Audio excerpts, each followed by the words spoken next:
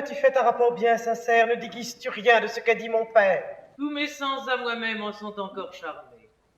Il estime Rodrigue autant que vous l'aimez. Et si je ne m'abuse à lire dans son âme, il vous commandera de répondre à sa flamme. Dis-moi donc, je te prie, une seconde fois ce qui te fait juger qu'il approuve mon choix. Apprends-moi de nouveau quel espoir je dois prendre. Un si charmant discours ne se peut trop entendre. Tu ne peux trop promettre au feu de notre amour la douce liberté de se montrer au jour.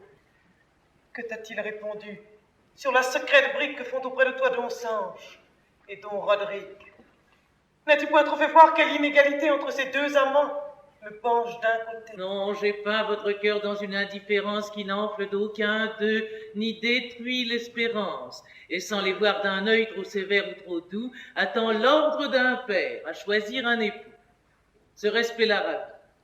Sa bouche et son visage m'en ont donné sur leur indigne témoignage.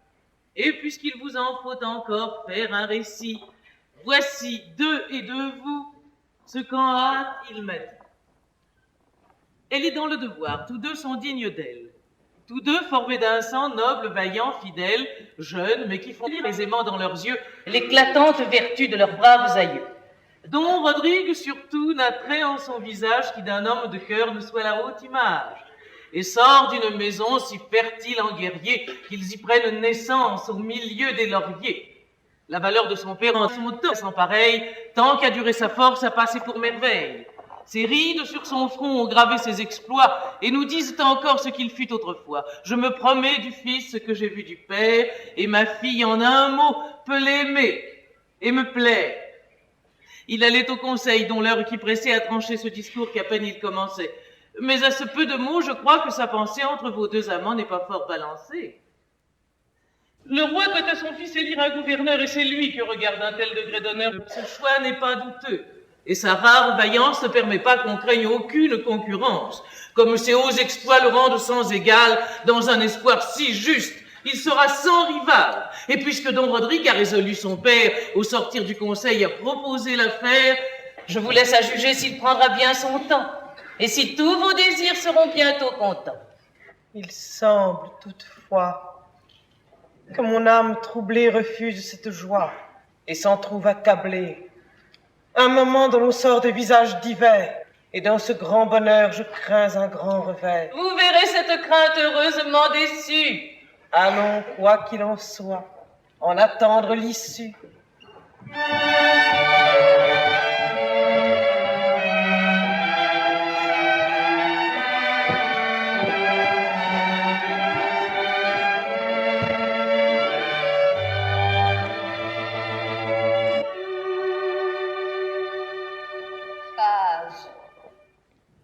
Allez avertir Chimène de ma part qu'aujourd'hui pour me voir elle attend un peu tard et que mon amitié se plaint de sa paresse.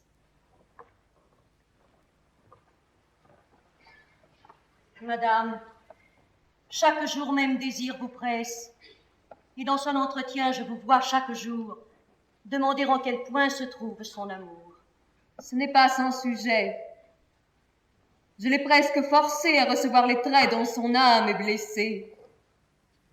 Elle aime Don Rodrigue et le tient de ma main. Et par moi, Don Rodrigue a vaincu son dédain.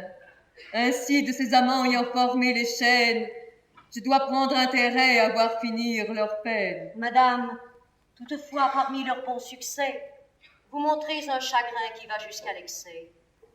Cet amour qui tous deux les comble d'allégresse, fait-il de ce grand cœur la profonde tristesse? Et ce grand intérêt que vous prenez pour eux vous rend-il malheureuse alors qu'ils sont heureux? Mais je vais trop avant et deviens indiscrète. Ma tristesse redouble à la tenir secrète. Écoute, écoute enfin comme j'ai combattu.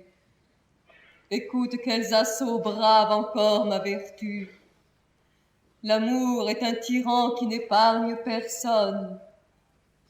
Ce jeune cavalier, cet amant que je donne, je l'aime.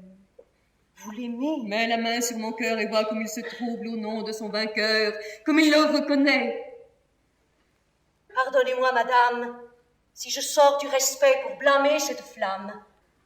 Une grande princesse à ce point s'oublier que d'admettre en son cœur un simple cavalier. Et que dirait le roi? Que dirait la Castille?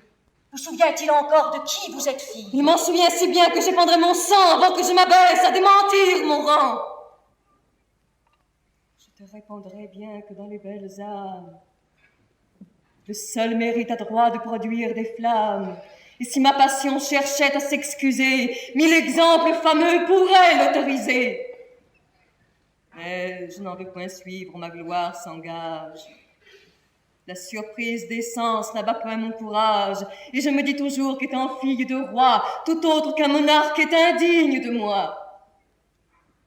Quand je vis que mon cœur ne se pouvait défendre, moi-même, je donnais ce que je n'osais prendre.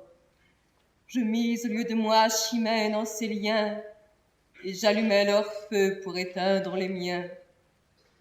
Ne t'étonne donc plus si mon âme gênée avec impatience attend leur hyménée. Tu vois que mon repos en dépend aujourd'hui. Si l'amour vit d'espoir, il périt avec lui. C'est un feu qui s'éteint faute de nourriture. Et malgré la rigueur de ma triste aventure, si Chimène n'a jamais Rodrigue pour mari, mon espérance est morte et mon esprit guéri. Je souffre cependant un tourment incroyable, jusque à cette hymen, Rodrigue m'est aimable. Je travaille à le perdre et le perds à regret, et de là prend son cours mon déplaisir secret. Je vois avec chagrin que l'amour me contraigne à pousser des soupirs pour ce que je dédaigne. Je sens en deux parties mon esprit divisé. Si mon courage est haut, mon cœur est embrasé. Cette hymen m'est fatale. Je le crains et souhaite. Je n'ose en espérer qu'une joie imparfaite. Ma gloire et mon amour ont pour moi tant d'appât que je meurs s'il s'achève ou ne s'achève pas. Madame,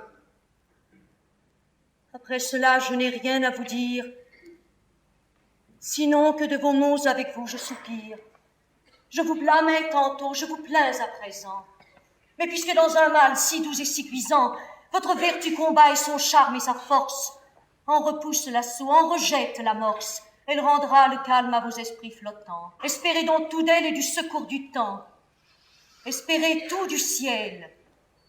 Il a trop de justice pour laisser la vertu dans un si long supplice. Ma plus douce espérance est de perdre l'espoir. Par vos commandements, Chimène vous vient voir. Allez l'entretenir en cette galerie.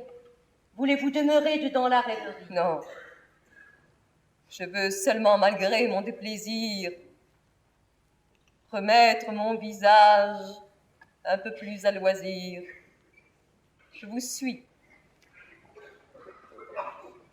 Juste ciel d'où j'attends mon remède. Mais enfin quelques bornes au mal qui me possède.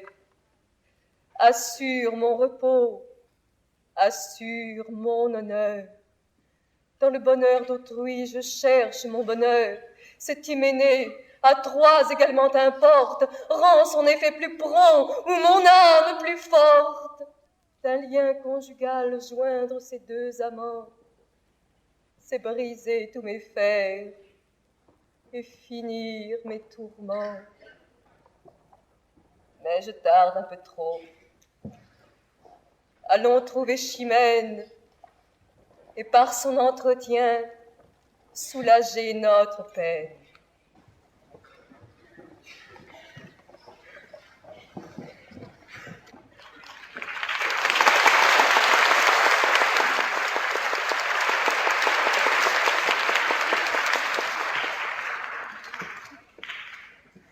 Enfin, vous l'emportez.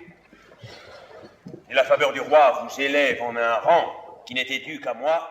Il vous fait gouverneur. Nous espérons que vous avez apprécié cet aperçu. Pour continuer à écouter ce livre audio sur Google Play Livres, utilisez le lien dans la description de la vidéo.